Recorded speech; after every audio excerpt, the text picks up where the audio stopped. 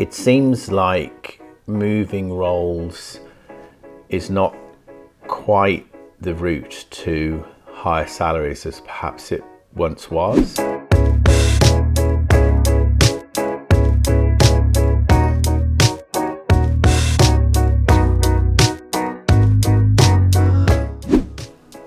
Our salary survey was released around July this year, and we've decided to do some video content on some of the information we found both in 25 and also looking through previous years of salary information. We're going to discuss trends in the market over the course of the next year and preceding years, and what we think perhaps has changed and what stayed the same. So I'm going to go through some topics like Pete said.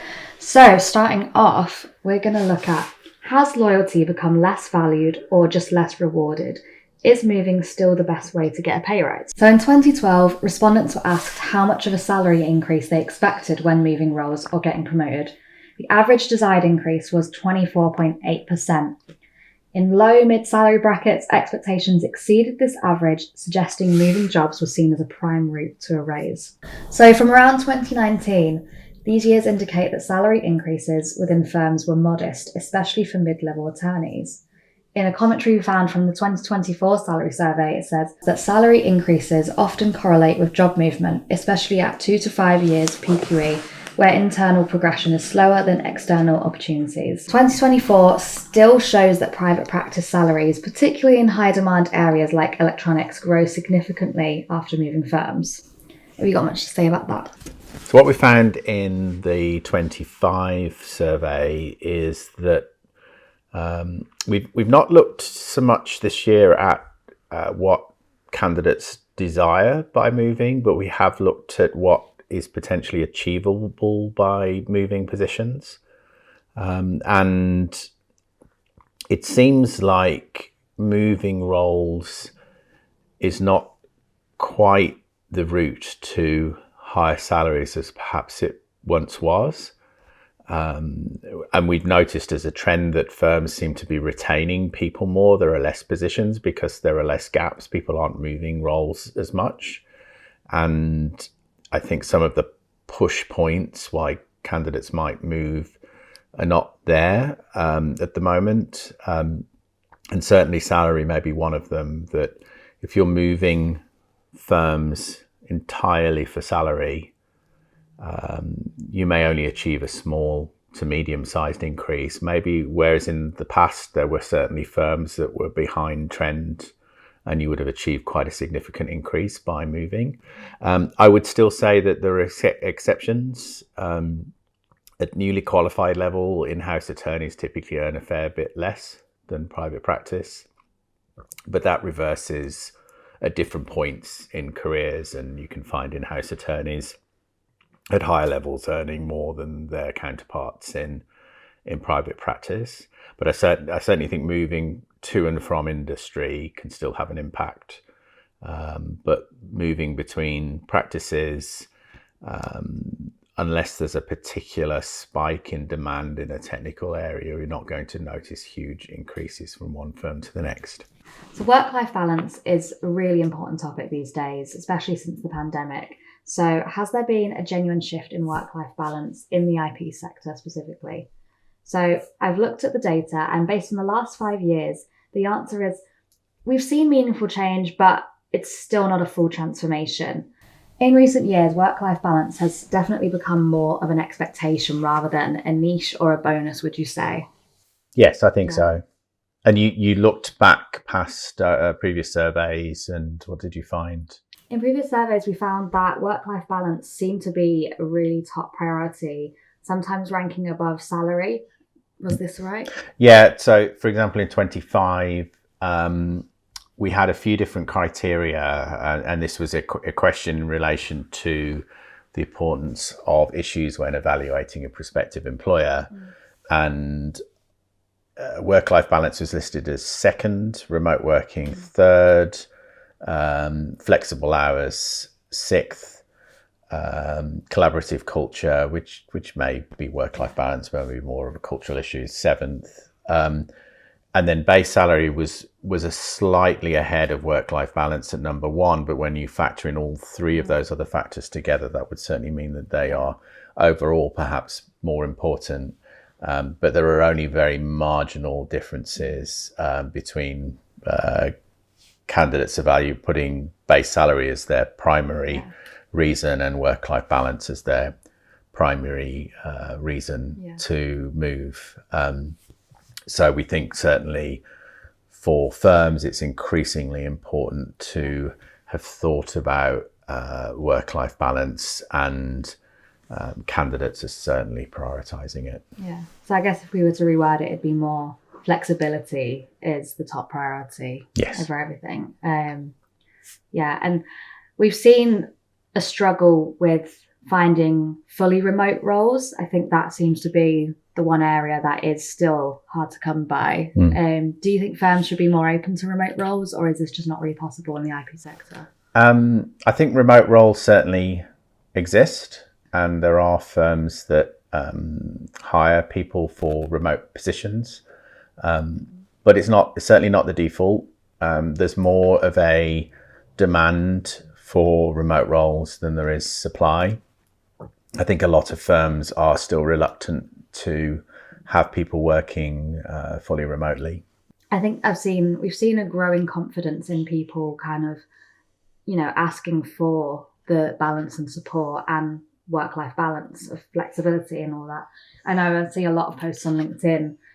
You get the debate of some people saying it should be gone, and I usually see an influx of comments saying exactly why doing their washing up midway through the day actually works so much better for them, and they're more productive, maybe more in the evening or whatever works for you, or the school run. I know that, it does create more flexibility for people, and therefore I think there's more range of candidates that firms can pick from. I think the issue so work-life balance and certainly hybrid working is now the standard in private practice, at least. I would say that the vast majority of firms have some sort of hybrid working policy, and it's very common for people to work in the office only 2 to 3 days a week. The breaking point is fully remote. I think because of investment in office infrastructure, because of support for training, firms are reluctant to have attorneys working fully remote. I think that may change when there are particular spikes. If a firm wins a new client and they are under-resourced, they might be more inclined to look for remote candidate options if they can't find anyone locally to them. But it's certainly a challenge still to find fully remote positions. So in terms of part-time working, it is still relatively rare, which is one of the ongoing issues. So about 13 to 17%, and it seems to be gender skewed. What do you think about that? So we had a look at, so for the survey this year, we found that interestingly at trainee level, a quarter of respondents were working part-time. That may be an outlier, because at part qualified and finalist level 100% were working full-time. At newly qualified 16%, and then at partner levels and senior associates it was kind of between 13 and 19%. So maybe one in five as a rough average. But I think the issues in terms of part-time working is really one of promotion. We certainly anecdotally have candidates who work part-time who speak to us about opportunities for progression potentially being a little bit more limited than they might be for their full-time colleagues, and that they can sometimes feel a bit remote from the work if they're only in the office a day a week, and only working 3-4 days a week. They're less visible to the partnership, which can, as I said, make progression more difficult. In the 25 survey, we did find that the split between male and female had reduced compared with previous years. 54% female, 46% were male. And that's changed from 23, where it was from 24, where it was 55%, 45, and a big change from 23, where 62% were female, 38% men. So there's a trend that there's more of a gender balance, which I would hope will, if it's more common across the genders, then hopefully that also has an impact in terms of progression and promotion as well. Yeah. And then another one of the ongoing issues that I kind of was highlighted to me when I was looking through the previous IRIS surveys was the stress linked to billable targets being quite persistent. Yeah, and I think one of the things we hear about billable hours targets is not actually so much the amount of billable hours that people are asked to do. It's that irrespective of what the target is, the target can feel unachievable because of circumstances out of someone's control, particularly at associate level, where attorneys will have a billable hours target, yes, but because they are not getting the throughput of work from the partner they're working for, or because their client they're working from is just not creating the work for them to do, they can't hit billable hours targets, which adds a huge amount of stress. But there's no easy way of them being able to achieve that because they can't. At associate level, they're perhaps not trusted with business development activity, or there are limited opportunities for them to do that, maybe limited to local networking rather than client meetings or international business development trips. And so they feel stuck, that there's no way of them increasing their billable hours. They're reliant on others. There's very little agency for them to do that. And yet they get lots of pressure for not hitting billable hours targets. So I think that's probably the core issue with billable hours targets, and then to a lesser extent the hours themselves. And that does vary from firm to firm, and firms treat billable hours and budgeting and profitability and targeting very differently. And, some systems are better than others. I would say, we do have work for some firms with very high billable hours targets, but I would say for the most part, firms that do that are also very transparent. So attorneys know what they're letting themselves in for. I definitely think the real issues are to do with achievability more than anything else. So that leads us on to talking about billable hour targets. So talking about, have expectations shifted and are they more flexible? So in 2019, 41% of newly qualified attorneys had 1,000 plus hour targets. 65% of partners had no target at all, and 36% met their targets. 30% exceeded them, 14% fell below 80%. And then it jumped to 2020 to 2021. Focus shifted away from the traditional billable targets towards overall hours worked versus contract. Many respondents reported working 10 to 50% plus overtime, especially in private practice. Then we jumped to 2024. 53% in private practice still have billable targets. 60% feel supported in meeting them, but 22% say that they cause significant stress. 32% say they have a negative impact on performance. Issues like fee caps and discounted rates are now seen as barriers to hitting targets. What does 2025 say?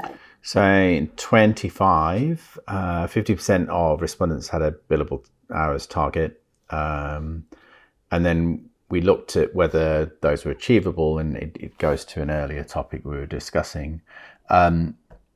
So of the respondents,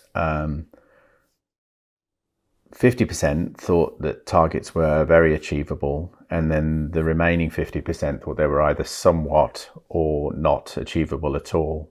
So 10% report that they were not achievable at all. And then 68% felt that they were somewhat supported in achieving targets. Only 32% felt that they were very supported. And then, interestingly, 22% of respondents felt stress as a result of a target. So even amongst the people who both felt that they were supported in achieving the target and that the billable towers targets were achievable, still had stress as a consequence of the targets themselves. Only 16% felt that the targets had a positive impact, but also only 16% felt that they had a negative impact. So it seems like a good chunk of the profession is somewhat ambivalent to billable hours targets, that they create some stress, that they may or may not be achievable.